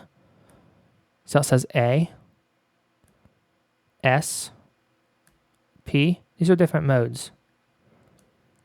So right now we're in manual. We're in manual, so this gives us full control. Right now we're at ISO 100, so this is the lowest ISO. You always want to run your camera at the lowest ISO possible, but still have good exposure. So what I'll do is I need to bring this ISO up. So if I hold down the FN button and move the dial, see how the ISO lights up? Look at that, guys. So now we're ISO 1000, ISO 1250, ISO 1600, ISO 2000,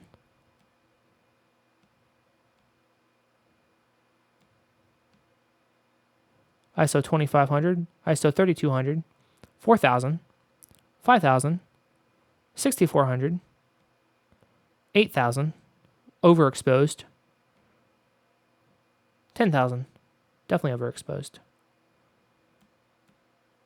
So I probably would not want to run this.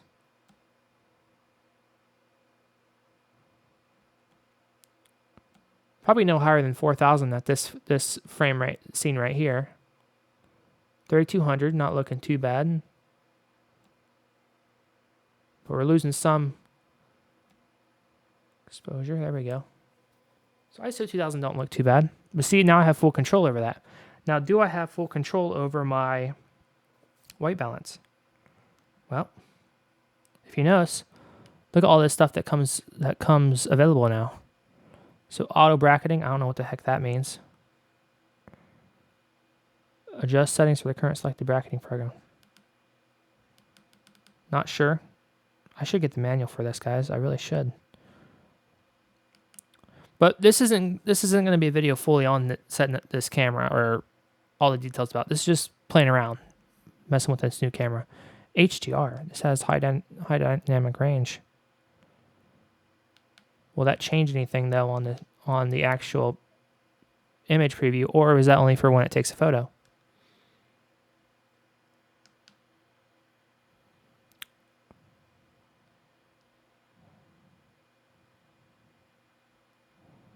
Oh.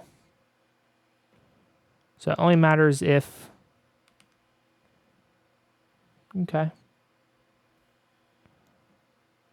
Keep that on auto. Active D-lighting.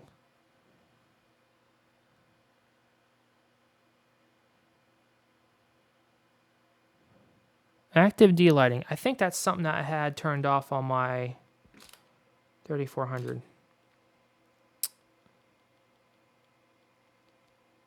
Let me look on my 3400, guys. I'm sorry. Active D-lighting is grayed out and it's on. Okay. White balance. We can change that now. Good. So since I'm under soft white LEDs, I can probably put this on incandescent now. For incandescent light, sources with color temperature of around 3000 K. Now, if I really want to dial this in, I can look on the back of my light bulb box.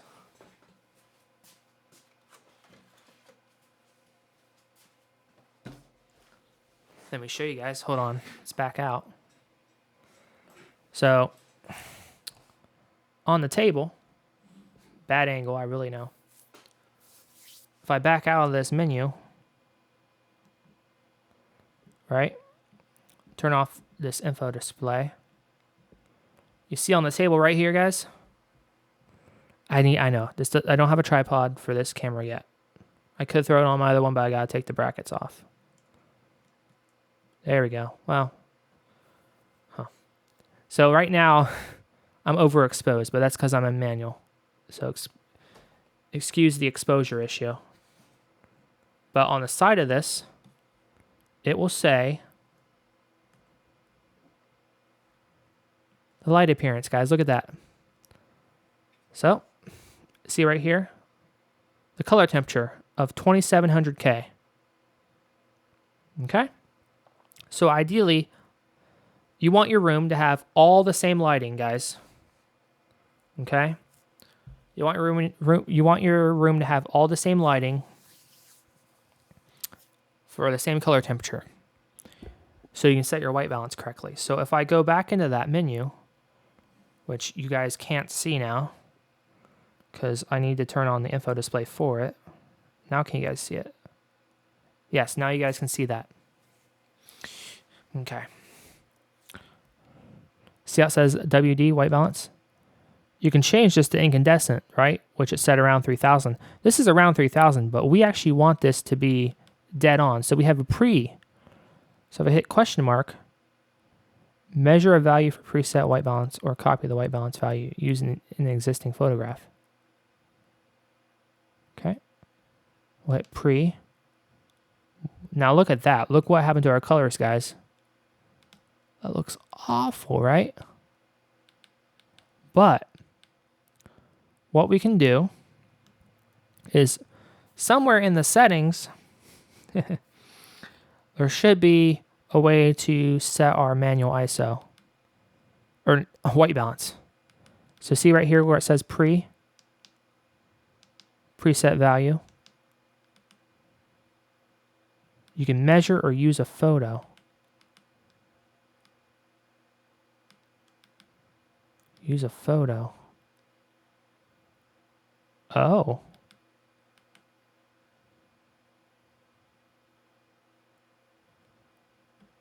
How can we dial in specifically? So what? You can lay out a piece of white paper and take a photo of it, and you can get the right white balance, but you can't set a manual.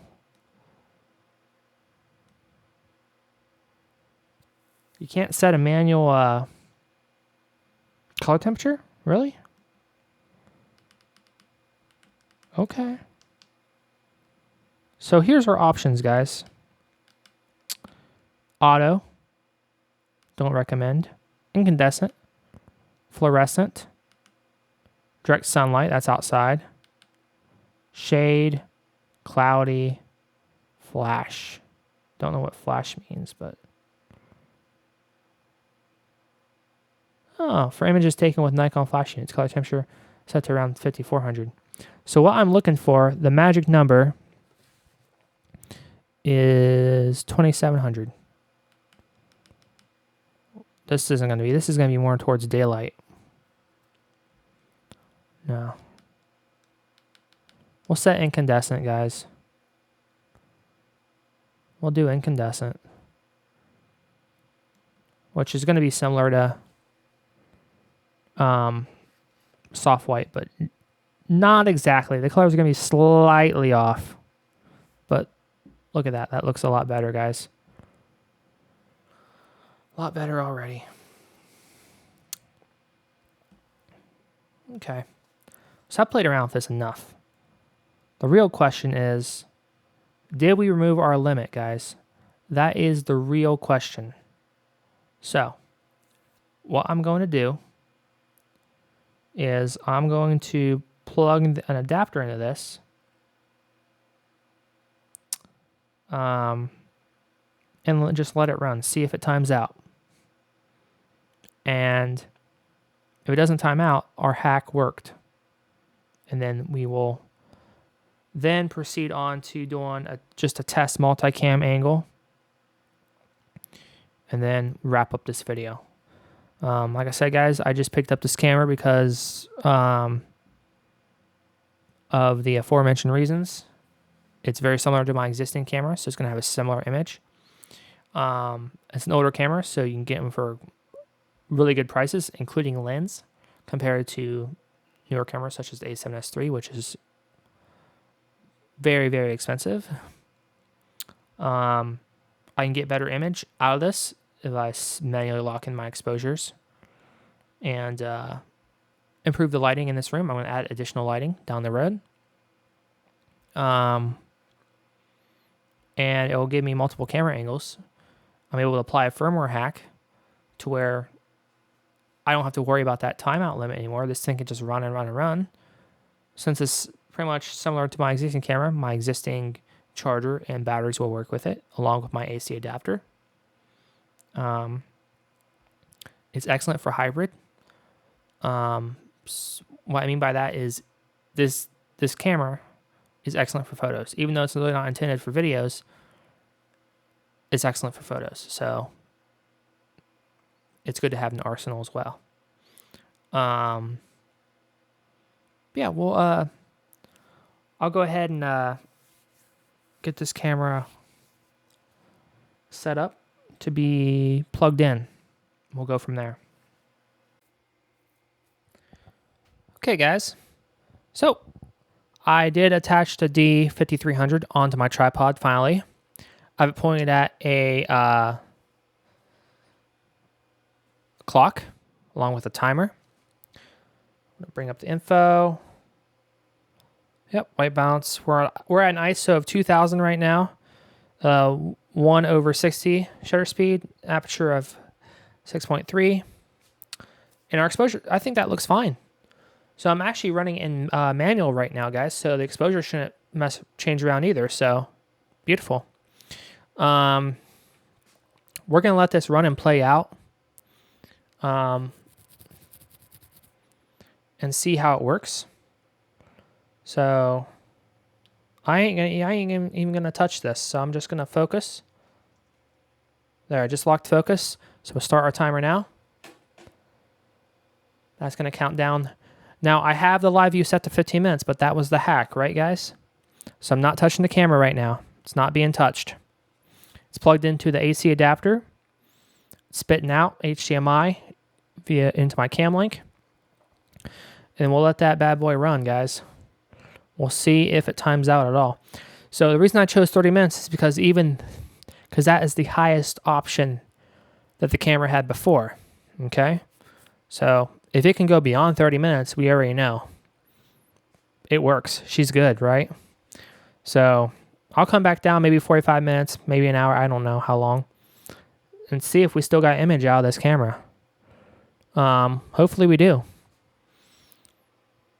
Like I said, I've ran my D3400 for hours and hours and hours. No issue. So we'll run this one. It's on the AC power, guys, so that worked as well. Awesome. The cable reaches. Beautiful. I'm liking it, guys. I'm liking it.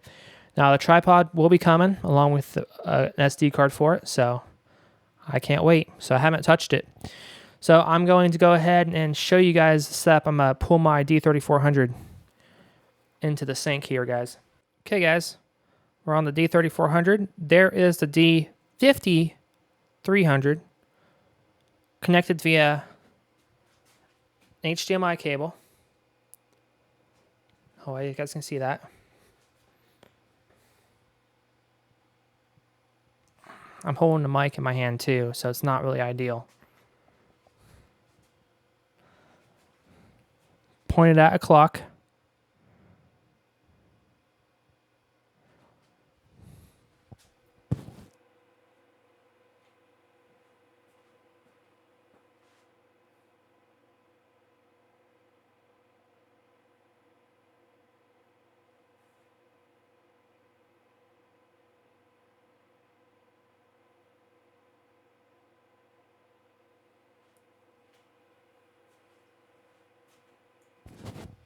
Once I have a tripod for this other camera, I can do a proper multicam, but holding a microphone in my hand and also this camera and trying to keep focus and everything is kind of hard because, you know, I want to zoom in and out and stuff, so I apologize.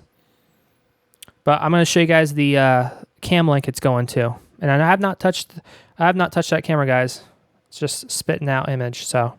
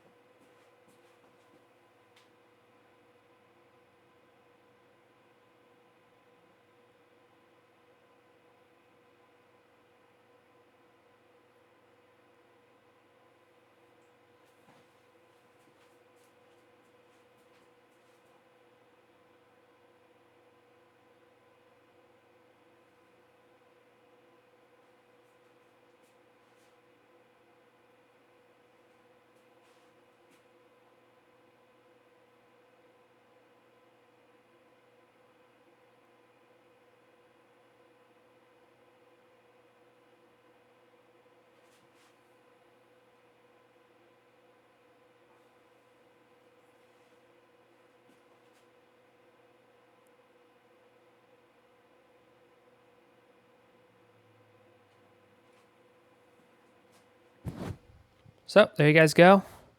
Like I said, I will return later on and we'll see where she's at.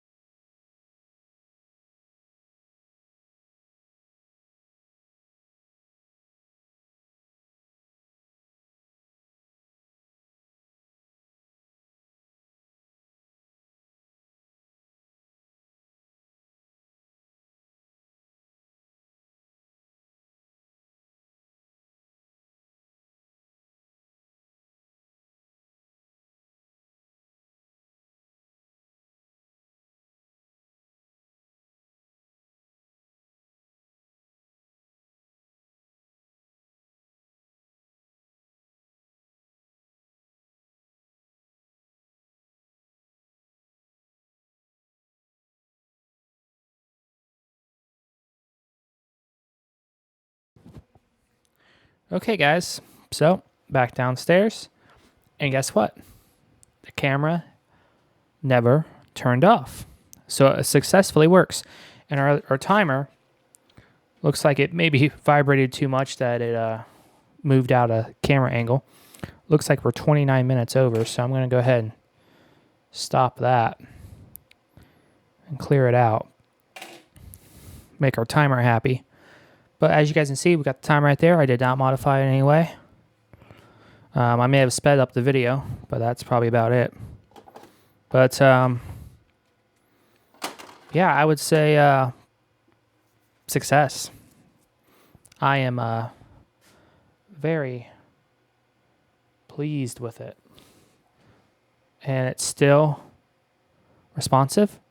Tap, tap, tap, tap, tap, tap, tap. Yep. Still responsive, not lagging. How's the camera itself feel? The back of the housing feels a little warm, but it's not too bad. Like I said, I take this, just have this monitor stick out. It doesn't really feel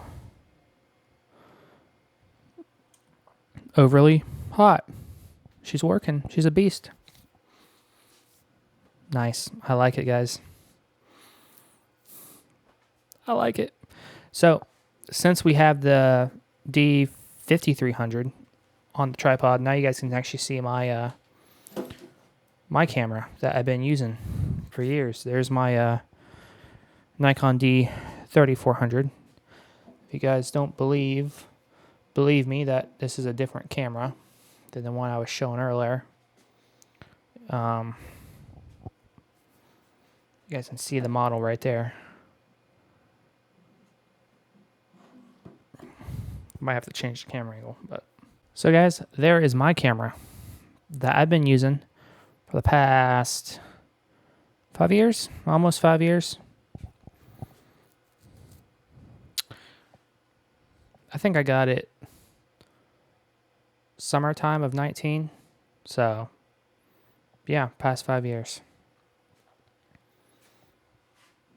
You guys can see right there, D3400. That's what I've been using.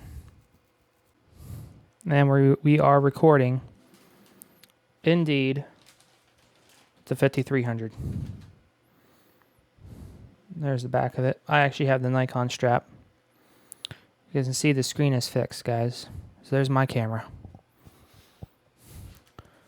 Turn it on. See?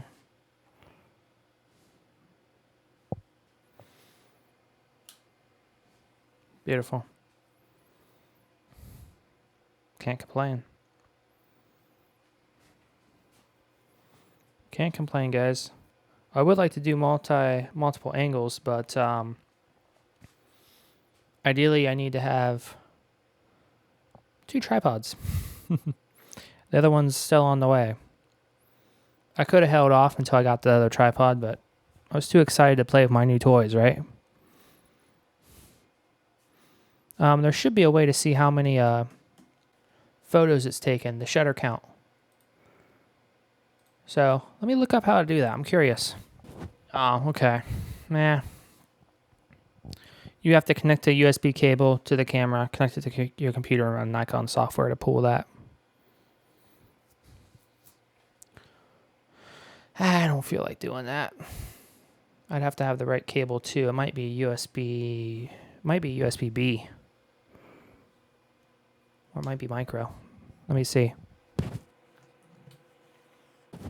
Yeah, it's either micro or B. It looks like micro. Looks like micro USB. I probably have a cable somewhere, but I ain't gonna bother with it. So we'll turn on this camera just so you guys can see multi-angle. Now, what would also be really cool is, can I use 2 capture cards?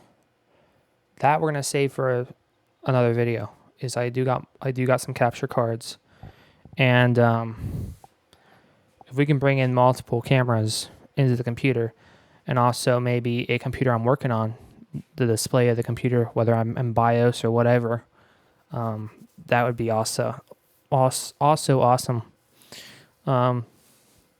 I got a handful of some capture cards, including the Elgato Camlink, which is what I'm using right now. Oh, the beauty of being manual focus, right? You gotta make sure whenever you change your scene or your subject to relock in focus. There's a reason why I use manual focus, guys. because the autofocus on this is kind of wonky, and if you're in the middle of something, it could lock focus on something you don't want to lock focus on. So it is best to stage your scene and then lock your focus in, lock your exposure in, and then this camera will do wonders for you guys. It will pump it out, both the D3400 and the D5300. Yeah, they're both old cameras. APS-C has gone kind of by the wayside a little bit. People like their full frame cameras, but these APS-C cameras are still pretty good, especially for photos. But yeah, we'll go ahead and turn that camera on. Okay, guys, so now we got both cameras going. They can see each other. Isn't that crazy? So we got the D3400 looking at the D5300, and we got the D5300 looking at the D3400. That's a tongue twister. So you guys can see both cameras in action. This is pretty cool. I can't wait until they both have tripods and are hooked up. But yeah, guys, look at that. It's pretty cool. I think it's pretty cool. I'm cracking myself up right now. I see you, is what it's saying. Beautiful. Beautiful. Beautiful. Now look at this. If we want to get really cool, let's put a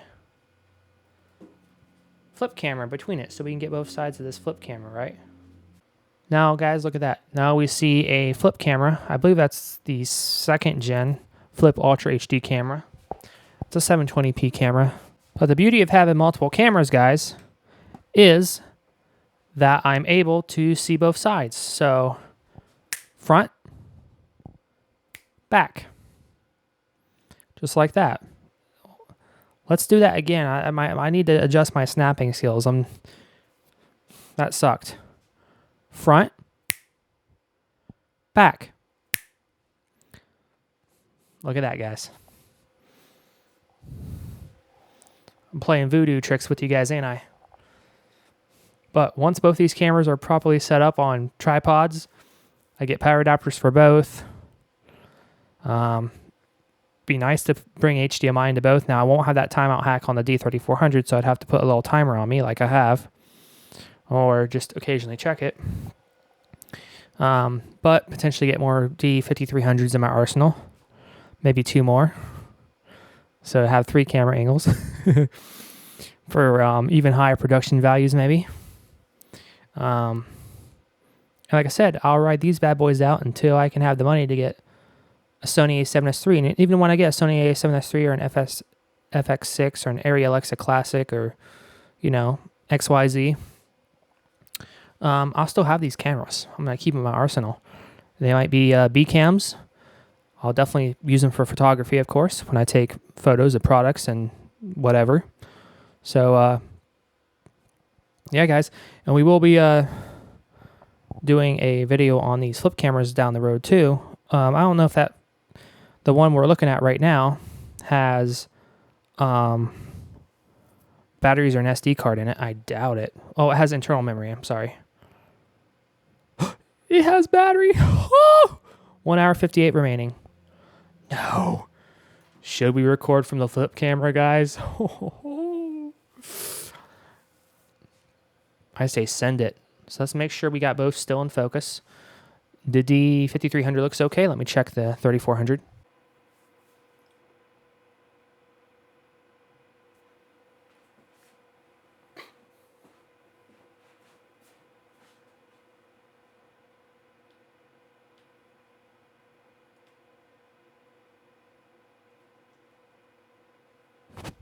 Okay, guys. So I went and got a fresh batch of batteries. Take 11.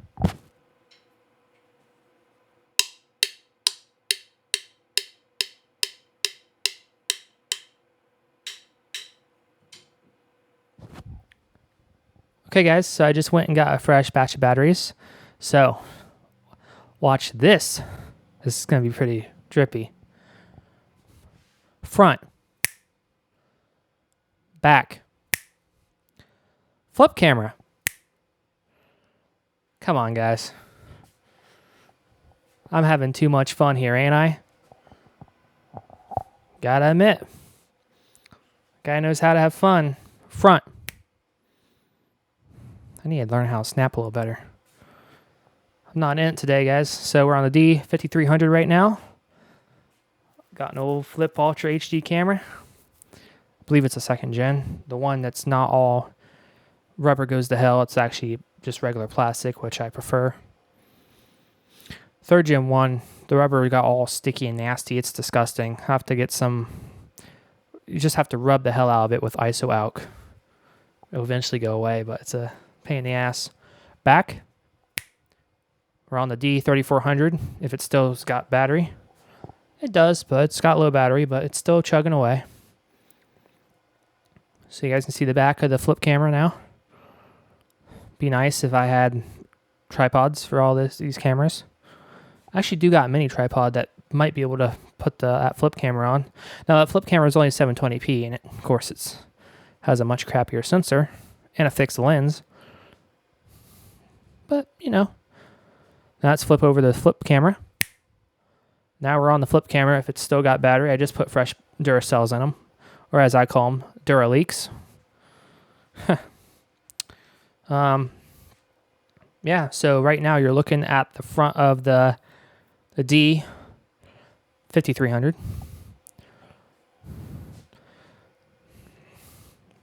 So yeah, how many more cameras do we need? I mean, I got a couple more cameras laying over there, but if they got battery and SD cards is another thing. Now, actually, this flip has internal memory. I believe it has like internal 4 gig or 8 gig of internal memory.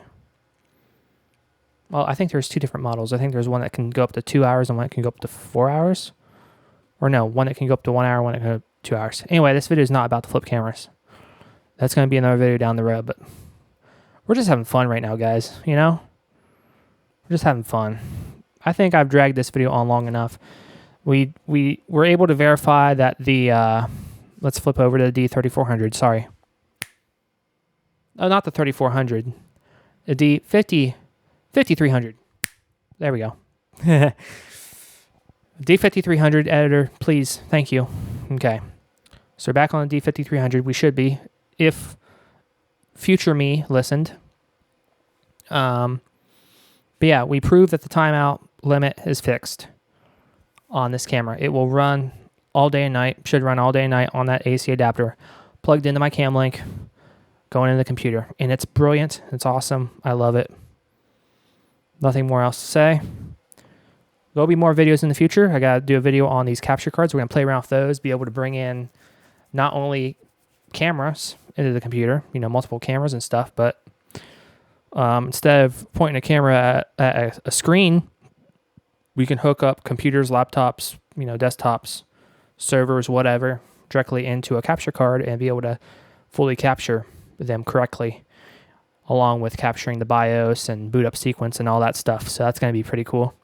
We got to figure out if can my computer take multiple capture cards at once. It only has one USB root hub, so